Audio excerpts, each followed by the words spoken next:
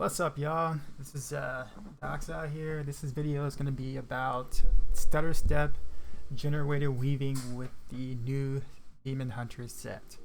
So, in the very recent, I've actually cleared a 135 on the PTR, and I did that with quite a bit less Paragon than those around me. I did it at 3600 Paragon, which is rather low. Compared to the competition that's around me. And I haven't really fished yet. That was actually with about 5 or 6 keys that I keyed in for that.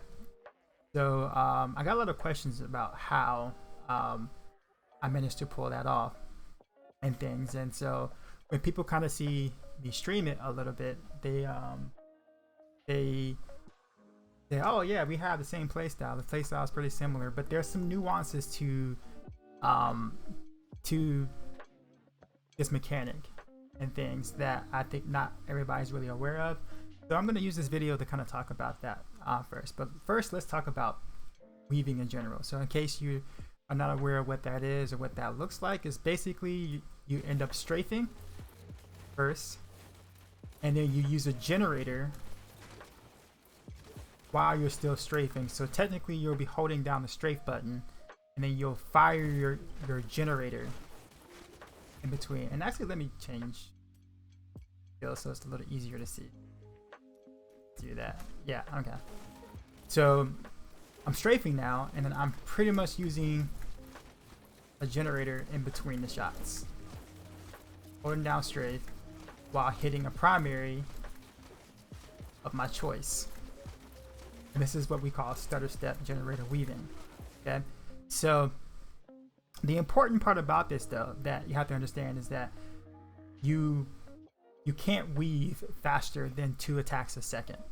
So if you miss the rhythm, then the primary won't fire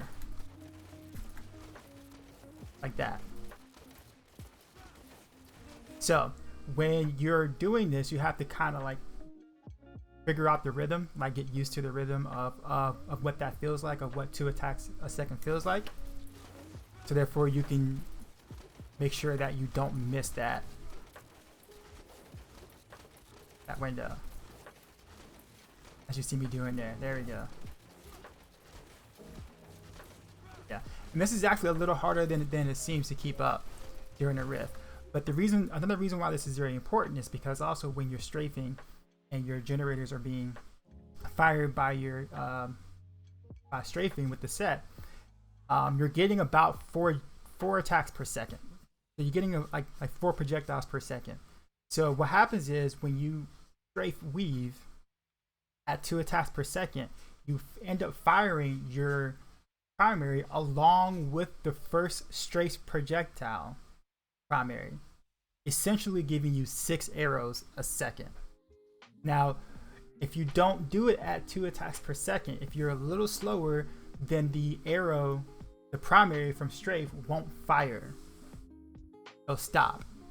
So it'll kind of hiccup. So you end up losing a couple of shots when you do that. That is why it is very important that you get that rhythm down at 2 attacks a second if you want the most bang for your buck out of this technique. Now, it's not an easy thing to do. It's going to take a while to kind of really get used to it. It took me a little bit too as well, because I stutter step a lot with UE, multi-shot kind of thing. But this is the first time in a while since the old Natalia's days that I've done this. So, and also switching between primaries too, and keeping that up too as well is a big thing. The next thing I'm going to talk about is I'm wearing a Yangs just for the video to keep my hatred up kind of thing, but I use the Odyssey and I use the Entangling Shot Heavy Burden Rune. So let's say that you're trying to go for a higher GR and stuff like that, and you want to entangle a lot of things at once. Well, obviously then you would shoot your Entangling Shot and then you would strafe, right? That's the thing. If you generate a weave with your Entangling Shot while it's firing, you'll be able to entangle more mobs quicker, which means that you can kind of stop having to use the skill so much, and you can focus more on your hungry arrow shots instead. So what I end up doing is I end up using maybe about 2 or 3 seconds worth of entanglement shots weaving in, and then usually everything is kind of entangled at that point. But once that happens, you have 4 seconds of time to be able to use hungry arrow in that window.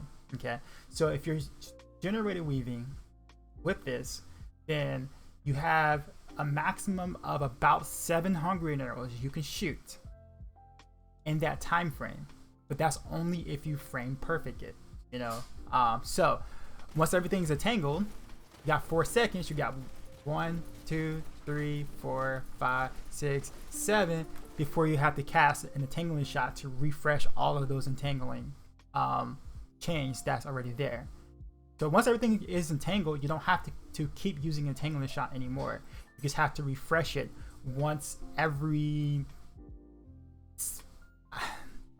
I would say 7, but that leaves very, very, very little room for error. So I would actually practice that at around maybe 4 hungry arrows to 1 entanglement shot to refresh mobs, because if you miss, it's you gotta you know, entangle all those mobs again. So 4 to 5 ratio, 4 hungry arrows or 5 hungry arrows to entanglement shot gives you some room for error.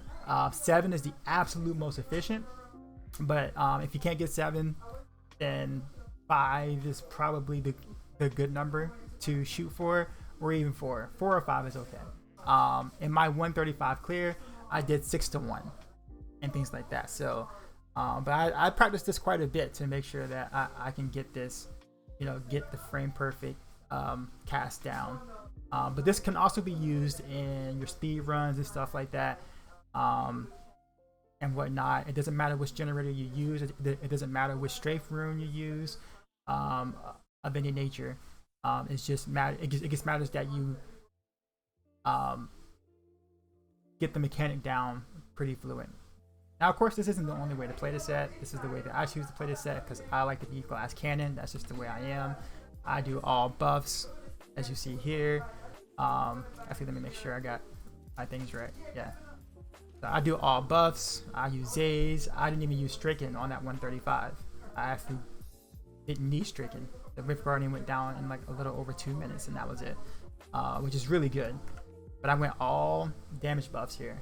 But that's just my playstyle. I like to be pretty glassy and just go all out DPS and use the mechanics and skill my way through the rifts and stuff like that. I think I'll end this video here because I think that's kind of all I really had to say about it.